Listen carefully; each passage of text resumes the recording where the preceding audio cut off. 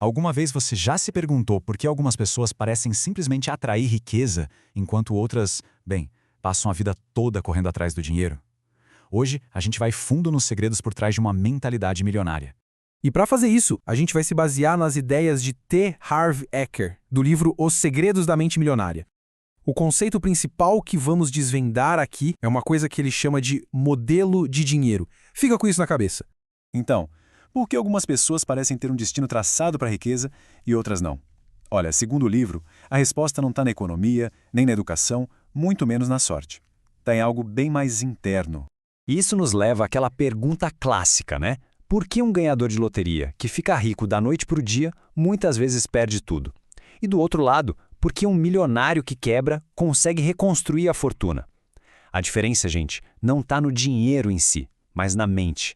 Pensa só nesse contraste. De um lado você tem os sortudos da loteria, que recebem uma bolada e em pouco tempo voltam para a estaca zero. Do outro, o livro até cita o caso do Donald Trump, que mesmo depois de perder bilhões, reconstruiu tudo em poucos anos.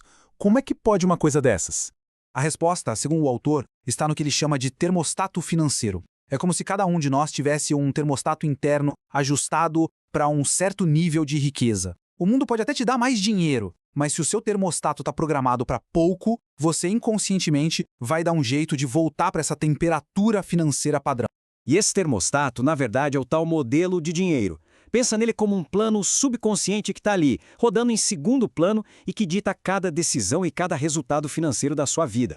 É igualzinho à planta de uma casa, sabe? O resultado final, a casa pronta, já está todo definido ali no projeto.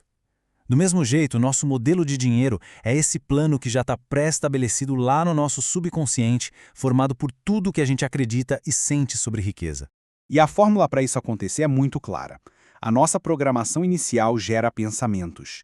Esses pensamentos geram sentimentos. Os sentimentos nos levam a tomar certas ações. E, claro, as ações produzem os nossos resultados.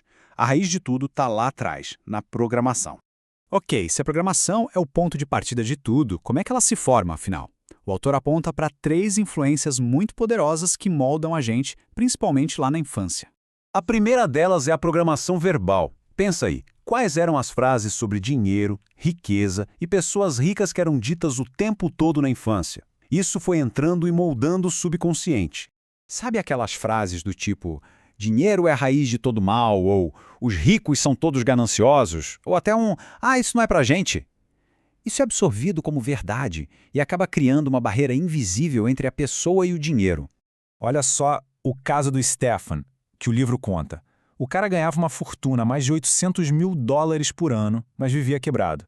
Por quê?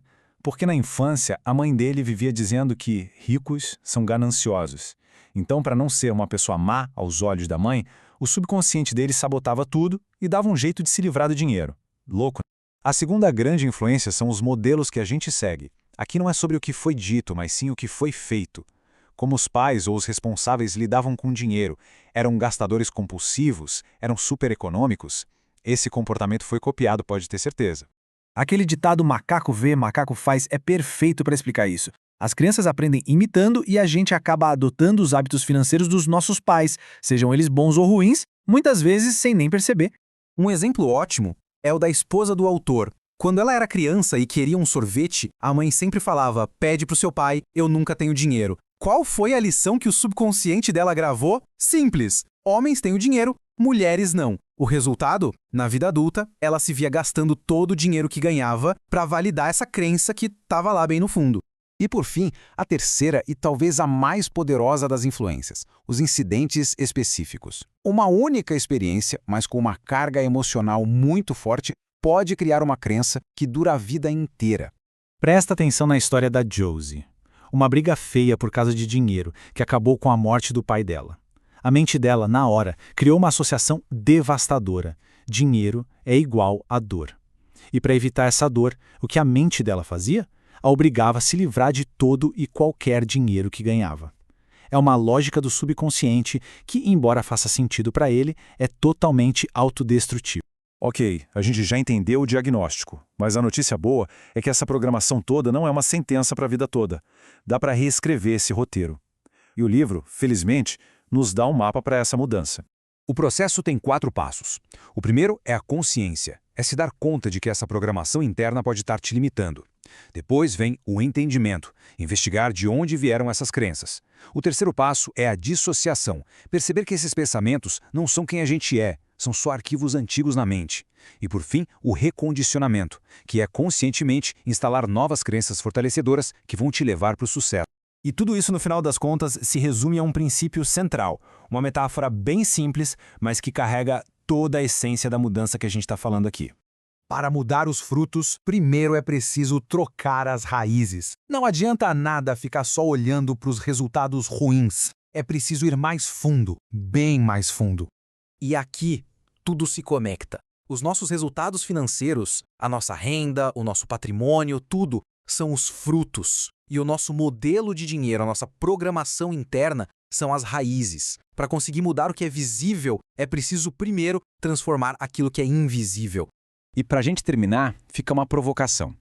Com base em tudo isso que a gente viu, qual seria a primeira crença, a primeira raiz que uma pessoa precisaria mudar para que os frutos que ela tanto deseja pudessem finalmente começar a aparecer?